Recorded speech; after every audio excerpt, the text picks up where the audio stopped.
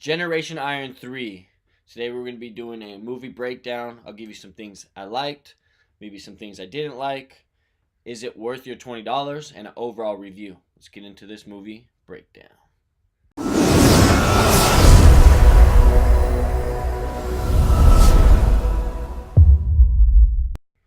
What's up, YouTube? So today we're going to be breaking down Generation Iron 3. It's going to be the third installment in this franchise. Technically fourth because it's branching off of Pumping Iron. But I'm just going to get right into it and break down some things that I liked. This film was shot really well. The director killed it with that. So really no complaints there. My favorite thing about this bodybuilding movie is that you get to see the different cultures. So it takes you all the way from America all the way to Africa and everywhere in between. India, all kinds of crazy places, and you kind of get to see a little bit of the culture. They didn't really dive deep into it, but you get a sense of how big the fitness community is growing. And it's pretty motivating to see that, how big the fitness industry really is. My favorite part of the movie was there's these bodybuilders in Africa, and they're building their gym out of old iron, wood, and they can't really afford to eat like a traditional bodybuilder or physique athlete. So they have to make do with what they have. And the most awesome thing about this is these people don't have steroids, and they look phenomenal.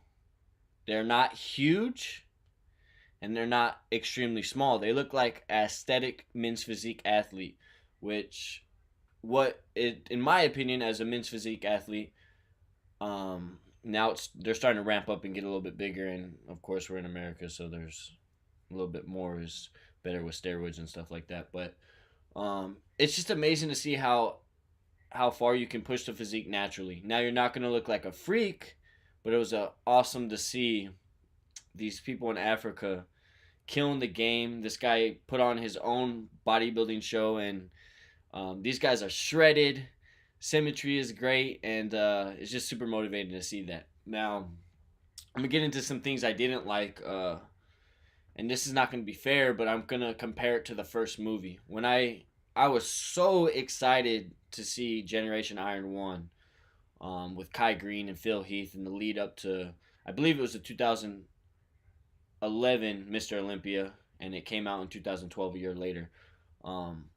But you generally cared about Kai Green trying to beat Phil Heath, even though you knew Phil Heath was going to beat him. You generally cared, and right or wrong, Phil Heath was made to kind of be the villain in that, and Kai Green kind of the hero, right or wrong, wherever you may fall on that. But you cared about Kai Green, and you cared about Phil Heath, and the build up to that, and the build up to the Olympia. And I think even though we knew what the outcome was going to be, you wanted Kai Green to win. And then in this movie, other than the culture and for me the bodybuilders in Africa, those are the only people I cared about. I didn't really care about any of the other bodybuilders.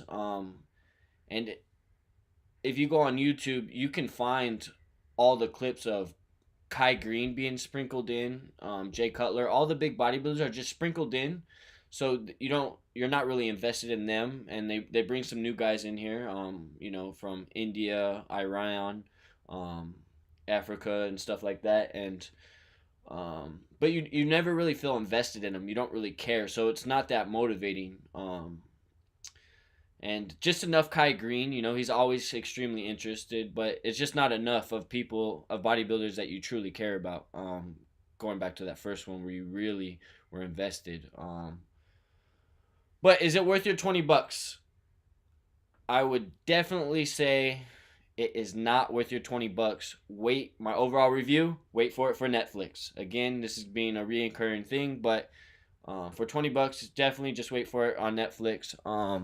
But I will say this. I didn't do a review on Generation Iron 1, and that is a must-see. So I'm going to give some support to it. If you haven't seen Generation Iron, go buy that. I give that movie an A+. Phenomenal movie. After you watch it, I promise you're going to be a little bit more motivated and you're going to want to go train. So, my overall review, let's recap.